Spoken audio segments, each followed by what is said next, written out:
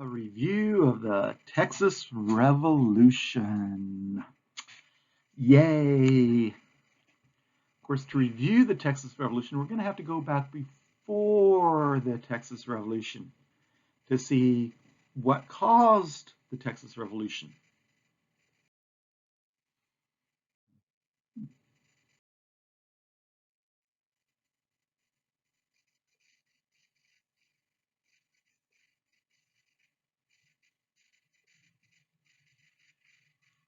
So our review really starts back with the Spanish. The Spanish who had arrived in the Americas looking for, of course, the trade route to Asia, eventually recognizing that this was a brand new place that they knew nothing about. Eventually, what really shaped the Spanish perceptions of what we now know as Texas and most of North America was what happened in Central America. When the Spanish ran across, made contact with the Aztec Empire, a very large Indian empire in central Mexico with much wealth. And eventually, the Spanish would also contact the Inca Empire in South America, also with much wealth. So even though the cities of the Aztecs and the cities of the Incas weren't actually built out of gold, there was a lot of gold and silver in many various different forms in those cities.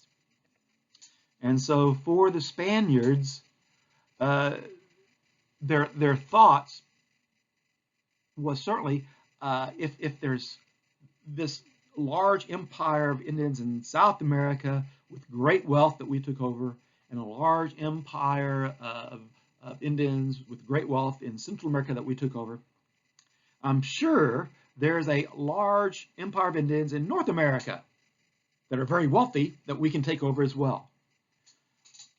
That's why the Spanish were always sort of on the lookout, on the exploration for those cities of gold, whatever they called them, whether it's El Dorado or Quevedo, whatever.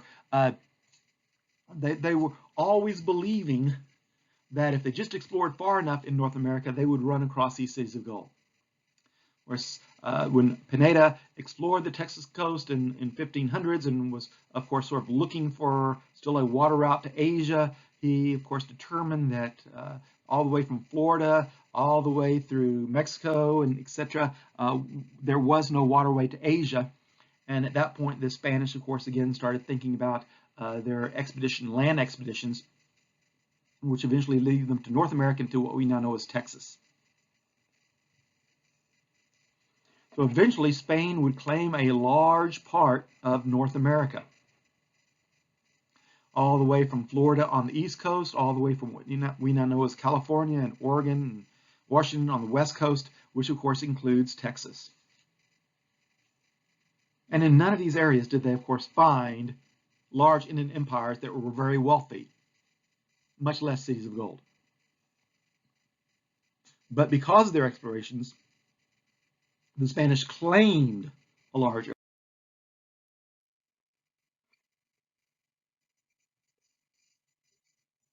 Of course, we know that even though the Spanish explored this area in the 1500s and 1600s, it really wasn't for another 100 years that the Spanish took much interest in Texas. And of course, we realize that's because they did take eventual interest in Texas. That's because the French had taken an interest in Texas. At least the La Salle expedition, which had landed far off coast, off course, looking for the Mississippi River, sort of scared the Spanish, thinking that other European powers were going to take the land they claimed. Now, of course, we have to remember that with all these Europeans claiming this land and claiming that land, there were often Indian tribes living on that land before the Europeans arrived. And so the Indians themselves were not very excited if they found out they'd been claimed by one European power or the other, simply because the Indians, of course, had been living here for much longer than Europeans. And but eventually, of course, many of the Indian tribes, because of their poverty, especially in Texas, and because of their susceptibility to European diseases, would not be able to make much of a stand, would not be able to make much of a defense against Spanish rule in Texas. So eventually, of course, we recognize the Spanish established missions in East Texas, basically to keep the French out. And those missions, of course, their main purpose, well, again, from the Spanish government's point of view, was to keep the French and other Europeans out. From the missionaries' point of view, from the preacher's point of view, was to Christianize the Indians. Of course, they never really had much success at Christianizing many of the Indians, but the missions and the presidios and the towns that followed did seem to at least solidify, make more solid the Spanish claim to what we now know as Texas. Of course, it's during this time period that in order to get supplies from Mexico, from the Rio Grande River to those East Texas missions, that the Spanish set up other missions like at San Antonio, which is a convenient sort of halfway point from the Rio Grande River to the East Texas missions. As we know that eventually, when the French threat was gone, when New France was no more, that the Spanish quickly closed those missions in East Texas and basically ordered everyone back to San Antonio. Although not all Spaniards actually went back to San Antonio, some of them stayed and started what we now know as Nacogdoches, but most of them did go back to San Antonio. But still, having said that, when the Spanish government loses Texas and Mexico in 1821 to the Revolution, there are simply not many Spaniards in Texas at the time, maybe 4,000, probably about 2,000 at San Antonio, and probably 1,000 strung out near El Paso, and probably 500 or so along the Rio Grande River, and 500 near Nacogdoches. Of course, the Mexican Revolution, the Mexican independence movement, basically starts with Father Hidalgo's Cry of Dolores. And of course, for several years, the poor people of Spain, or simply poor people of Spanish Mexico, certainly wanted to be free of Spanish rule. But the main bodies, the Creoles, the pure-blooded Spaniards who were born in the New World, especially, and many of the Mestizos, did not want to join that revolution. Only when the Creoles realized that they could gain more power and more riches, and of course then the Mestizos realized that the Creoles sort of moved up in society, then they could move up to society, did those two groups actually join sort of the poor Indian revolt that had been going on, that Father Hidalgo had started, but did not live to see finished. So the Spanish had failed to attract many Spanish settlers to Texas, and they had, especially in the later years, started thinking about other European groups that might want to come to Texas, but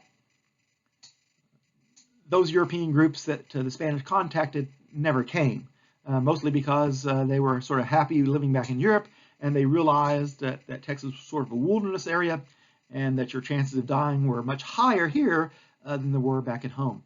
So again, in 1821, only about 4,000 Tejanos, people of Spanish heritage, actually lived in Texas. Of course, there were many more thousands of Indians that also lived in Texas as well.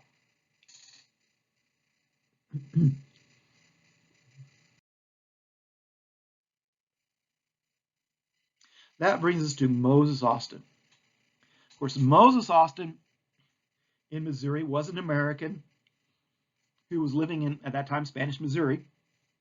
And he had been wiped out by a depression called the Panic of 1819. And his thought was that he would make some money by bringing American settlers, people that had been affected by this depression, poor Americans, in other words, into Texas to settle. And Moses Austin did indeed come down to San Antonio and speak with the Mexican governor there. And although the governor did not give him any definite answer then, he sort of indicated that probably the central government in Mexico City would agree. Moses Austin went back to Missouri, and there he was contacted, and he was given a land grant in America, land grant in Texas to become the impresario, or the man who led the people to Texas. But as we know, of course, Moses Austin died, and it was going to be left to his son, Stephen Austin, to bring those first settlers into Texas.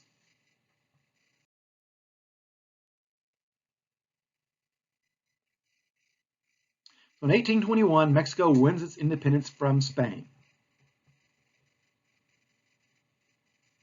And Mexico almost immediately recognizes that with a growing, expanding United States,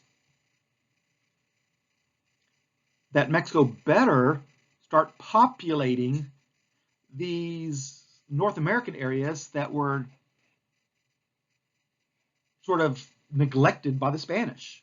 If the Mexican government was going to hold on to these areas, they needed more people, more Mexican citizens in those areas than what the Spanish had left them. And so now the Mexican government becomes very concerned with bringing settlers into Texas. And with Stephen F. Austin arrives and says, my father had this grant. The Mexican government, once it gets organized, says, well, you can have the same land grant. You can be our first impresario. You can be the first person to bring these settlers into Mexico. That, of course, when you bring them into Spanish Texas,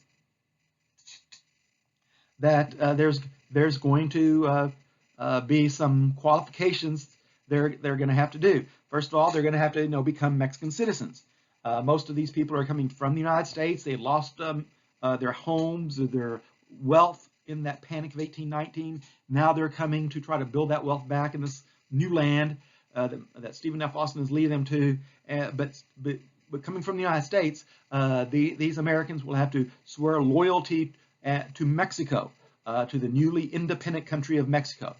They'd also have to become Roman Catholics, which was the official religion of Mexico under of course, the Plan of Iguala.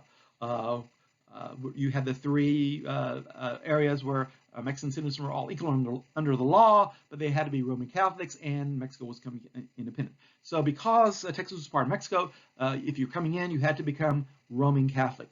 And you should learn Spanish. After all, this is going to be the language of your new country, so you should learn it so you can trade with people and understand laws and rules and regulations. So eventually, Stephen F. Austin manages to attract what's called the Old 300, although it's not quite 300 families, into Texas. And the Old 300 did all these things the Mexican officials wanted them to do. They became Mexican citizens, they became Roman Catholics, they learned Spanish, and they started farming the land. They started raising cattle, they started raising livestock, they started improving the land, and the Mexican government was so pleased to allow other impresarios to come into Texas as well. But as more and more of these impresarial contracts were let out and more Americans coming into Texas, as they came in, they were not quite as upstanding as the Old 300 were. Some of the new arrivals didn't learn Spanish. Some of the new arrivals didn't become Roman Catholic or go to church. And some of them even refused to take the oath of allegiance to Mexico. So now this, of course, was a concern, a growing concern in Mexico. It was nice that there was a growing population in Texas. At least the Mexican government thought it was a nice thing there was a growing population in Texas. But you had to make sure that the people that were there were going to remain loyal to you. So by 1830 or so, there were probably around 16 to 20,000 non-Indians, non-Tejanos in Texas. So the American population, the Anglo population is growing very rapidly. So in this Texas area, basically the newly arrived Anglos outnumbered the Tejanos at least 4 to 1.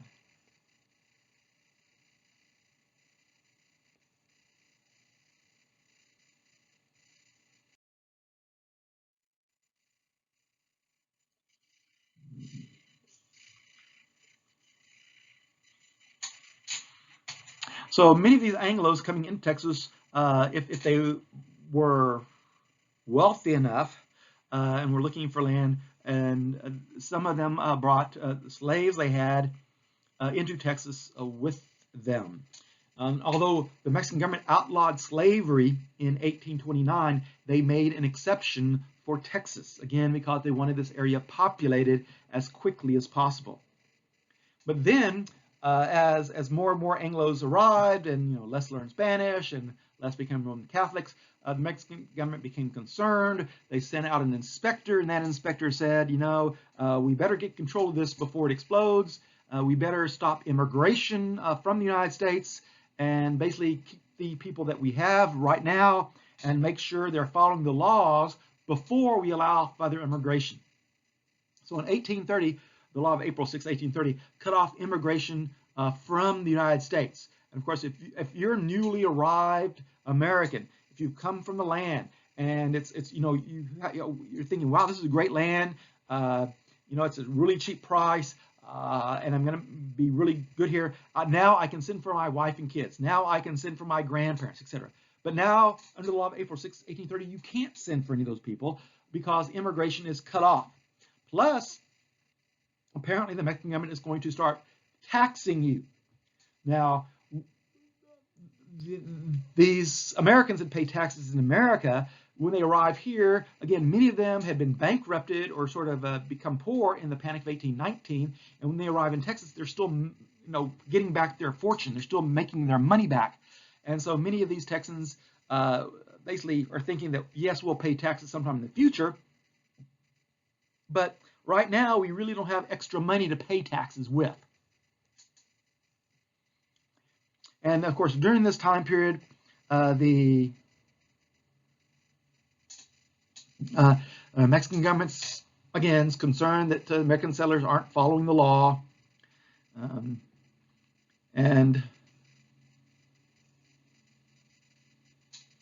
Let's see here.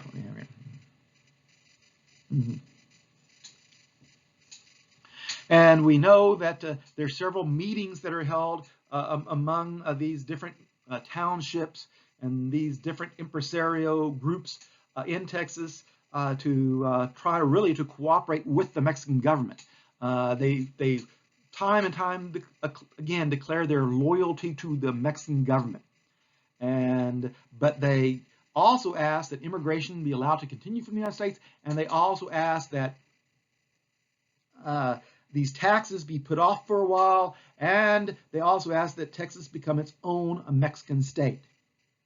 Now, as we'll see, of course, that the new Mexican President, General Santa Anna, has come into office as a Federalist. But it's during this time that after one of these meetings that Stephen F. Austin arrives in Mexico City with the statements that Texans are loyal to Mexico, but that we want these taxes put off for a while, and that we also want our own statehood. And it's during this time that while Santa Anna is sort of becoming president, but there's really no one to talk to Stephen F. Austin, so he's there for like a year, and eventually there are some people that Santa Anna chose, and they come into town, and they meet with Stephen F. Austin, and they basically say, we think that Santa Anna will agree to all this stuff, and Stephen F. Austin by this time is writing his friends back in Texas saying that the good news, Santa Anna will probably agree to this stuff, but in the meantime, while Mexico City is getting organized for the new president and everything, why don't you people in Texas start a sort of a provisional state government? Why don't you sort of start a practice state government? Why don't you people elect a governor? He won't be a real governor for now. He'll just sort of be a practice governor for now, and start electing a practice lieutenant governor. So we're going to have sort of an ad interim government, a government that will be ready to take power once Santa Anna says that we're going to be a state. Unfortunately, that letter is intercepted, and Stephen F. Austin is charged with treason, trying to overthrow the Mexican government in Texas. Now, eventually, Santa Anna does arrive in Mexico City, and basically grants most of the Texas wishes, because at first he wants to be seen as a Federalist. He wants to be seen as somebody that's a nice guy, so everyone will accept him. But he does say that Texas doesn't have enough population yet to become a Mexican state. But otherwise, all those other things are granted. But it's during this time that Stephen F. Austin and other Mexicans in Mexico City learns that Santa Anna is really not a Federalist, he's a centralist. He wants all the power for a small group of people, including himself. And so eventually Stephen F. Austin is released from Mexican prison. He goes back to Texas after 2+ years. He arrives back just as the Texans are having a meeting. And Texans have broken down into two groups, the Peace Party and the War Party. And basically the War Party wants to declare independence. They want an independent Texas. The Peace Party is still basically saying, well, no, we're still sort of loyal to Mexico. There's no reason for independence yet. Let's try to work with the Mexican government. But then comes Stephen F. Austin back, and because of the way he was treated in Mexico City, and because he saw what Santa Anna was capable of and what Santa Anna was becoming, that is a dictator, he joins the War Party and also calls for sort of independence from Texas, for Texas. It's just about that time that some Mexican troopers arrive in San Antonio under the command of General Santa Anna's brother-in-law, General Cos. And General Cos is anxious to try to prevent a war. And the way he's going to prevent a war is by taking basically the gunpowder and cannons and guns away from the people of Texas. And his first stop is sending some troopers to a town that is east of San Antonio in Gonzales. Where those townspeople had been loaned a cannon from San Antonio, and obviously with a cannon that can be a lot more damaging than just a musket. So some Mexican troopers ride out to Gonzales to get the cannon back.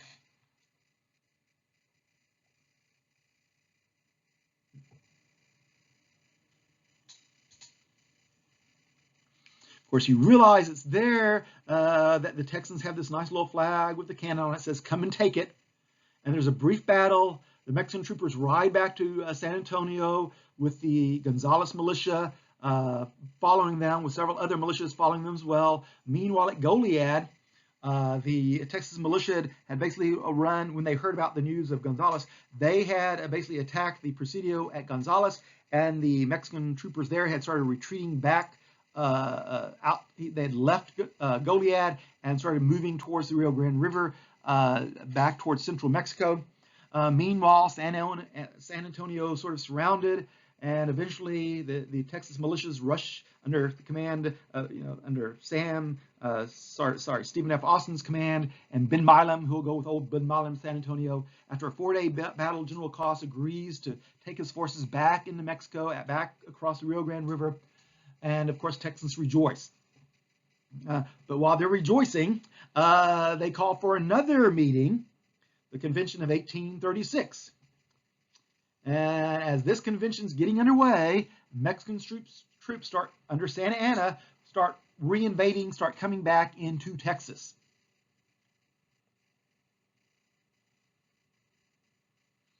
So in the March 1836 meeting, the Convention of 1836, the Texans adopt a Declaration of Independence by Childress that basically is very similar to the United States Declaration of Independence, but instead of listing what the British did wrong to America, it lists basically what Santa Anna and the Mexican government has done wrong to Texas, and declares our independence from Texas.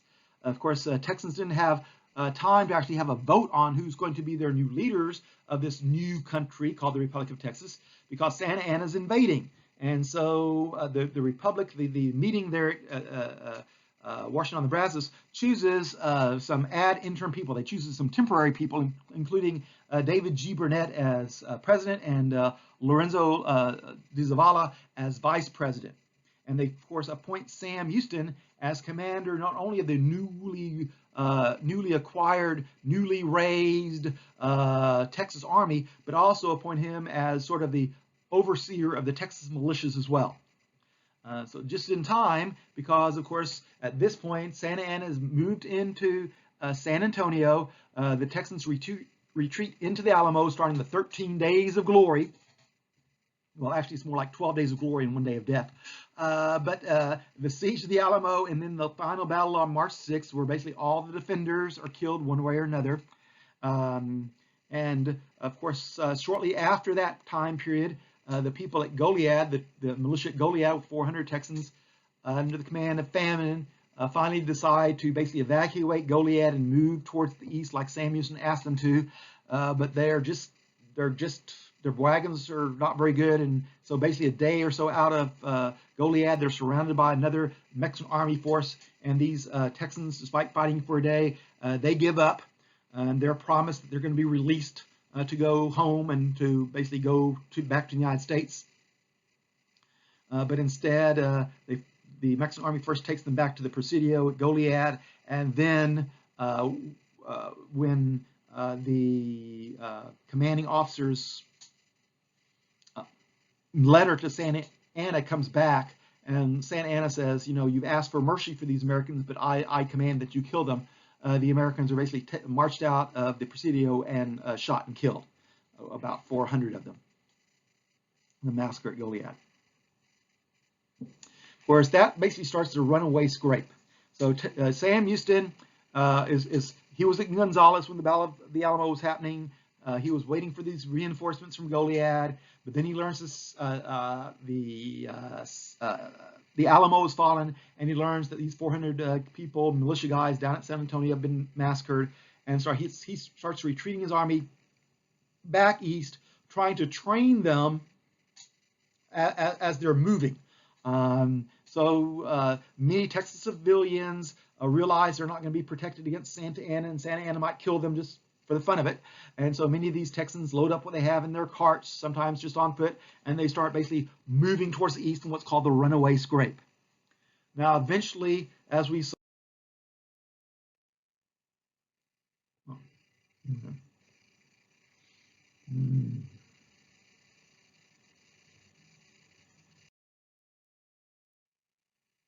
sorry.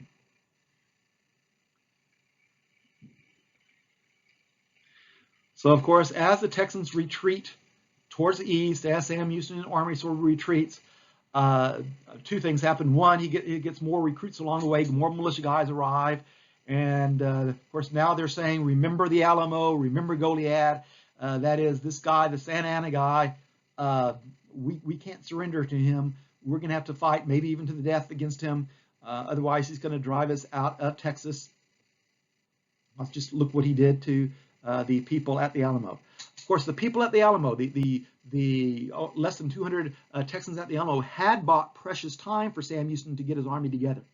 And thanks to their stiff resistance at the Alamo, Santa Anna probably had 600 killed or wounded troops, which means his army is going to be a little bit smaller than he thought it would be.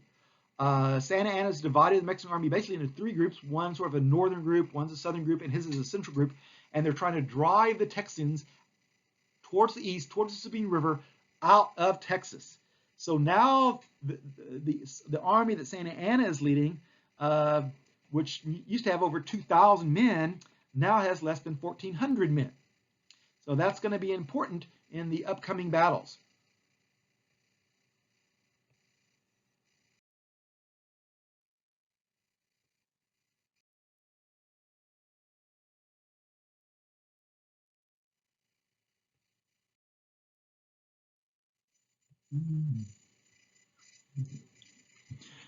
So Sam Houston's army retreats and retreats, and as it retreats, Sam Houston is looking for a place. He knows his army is not that well trained, basically half trained, so he knows really he can't have a series of battles. He can't like have a lot of battles. Probably one big battle is going to decide this war, and he recognizes that he's going to have to get his troops as close as possible to the Mexican army, so that his troops can basically attack the Mexican army before the Mexican army can defend itself. He realizes his men are really not battle-trained, hardened veterans that would be able to march across an open field and do battle when the Mexican army is ready for them. So he's looking at a place where basically he can ambush the Mexican army. He's looking for a place where he can have his army, and the Mexicans will be close enough nearby, but the Mexican army can't see his army. and that way he can sort of sneak, Sam Houston can sneak his army really close to the Mexican camp, and maybe even while the Mexicans are sleeping, his army can rush in and destroy Santa Anna's army in really one quick battle. So he's sort of looking for this as he's moving east. He's trying to find a place like that.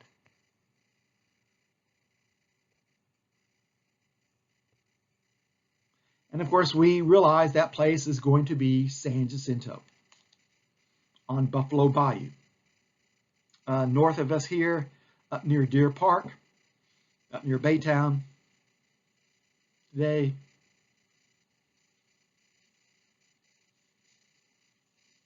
So he found such a place. Santa Anna had marched his men to this area basically to rest them. And the night before, General Koss, several hundred of his troops had come to this camp as well. Santa Anna realized that General Koss's men had been marching all day, so they were really not in a position to, on the next day, on the 21st of April, Santa Anna recognized that the Mexican army really wasn't ready to move yet. I mean, his men were sort of rested, but General Koss's men were still very tired. And so basically he was going to allow the Mexican army to sleep in that day before they moved. What Santa Anna did not know was that Sam Houston's army was very nearby. In fact, it was very, very nearby. Sadly for Santa Anna, he could not see Sam Houston's army because the battlefield where the big San Jacinto Monument is today, there's a little rise, there's a little hill. So the terrain between Santa Anna's army, and as he looks across the battlefield, the ground sort of goes up, and he knows there's another area down there, but he can't see that area. It's cut off from his view. Now Houston's army is sort of encamped in a wooden area on the other side, which means that Sam Houston can move his men all the way up to that little rise, that little hill, and be very close to the Mexican army. And of course, on April 21st, 1836, that's what Houston does. First, by the way, he destroys the bridge just to indicate to his men that his army is not going to retreat. That is, you're going to have to fight very hard because you can't run back to the camp and then run back through this bridge and get away because there's no more bridge. You're trapped, basically. So you're either going to have to win this battle or you're going to lose this battle and die. One of the two. And of course, many of the men that might not have fought as hard now recognize they better fight very hard or else they're going to die. So the battle begins as Houston's army sort of marches to the top of the hill. Finally, the Mexican sentries can see them. There's a general alarm given on the Mexican camp, but by that time, the cavalry detachments under Lamar are basically riding down the hill towards the Mexican camp. Now the main Sam Houston's army, about 800 men or so, are now marching very quickly, basically almost running down the incline towards the Mexican camp. And some Mexican troopers were able to get out of their tents with their muskets. Some were still just getting up when the Anglo forces, when Sam Houston forces attack these tents. So it's a very brief battle. Basically, it's all over in 18 minutes.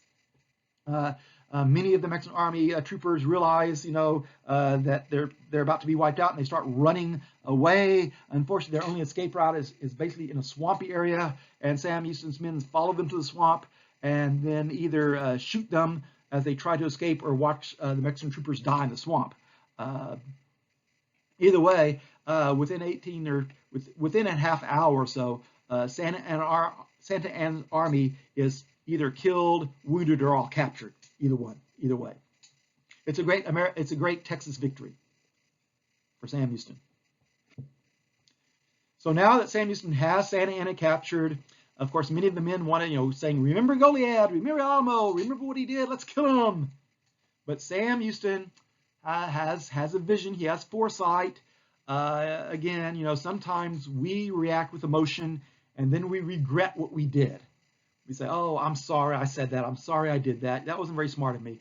But Sam Houston is not going to be. He's not going to be saying, "I'm sorry I did that," or "I regret that I did that," because he's not going to do it.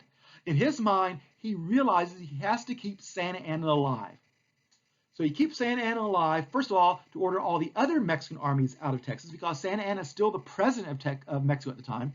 But also, he recognizes that Santa Anna can be a valuable pawn, that he could use Santa Anna maybe to get other countries to recognize this newly independent country of Texas. So Sam Houston has been wounded during the battle, and so he is sent off for medical care.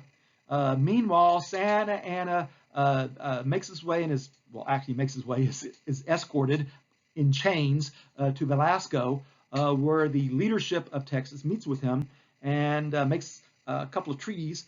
And basically the treaty says Texas is now independent.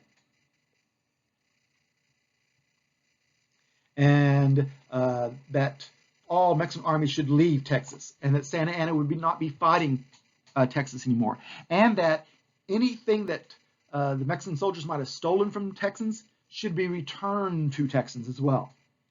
Then in a little private agreement that he made, that's supposedly not to be made public, Santa Anna basically agrees to basically almost work for the Texans, to be sort of their publicity agents, basically to go to the United States and try to get the United States and Britain and France to recognize Texas as an independent country, because Britain and France are the superpowers of the day, and the United States is not far behind, especially, of course, it's the military power on the North American continent.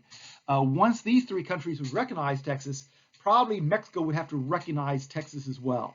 So the people in Texas, the leaders at least, Sam Houston including, they recognize that probably Santa Anna is not going to be able to return to Mexico and carry this stuff out, because probably the people in Mexico are going to get rid of him.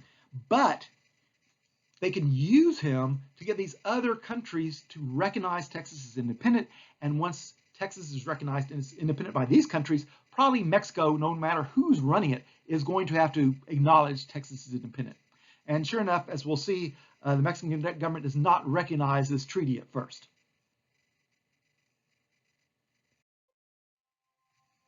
So that's a nice review of the Texas Revolutionary War.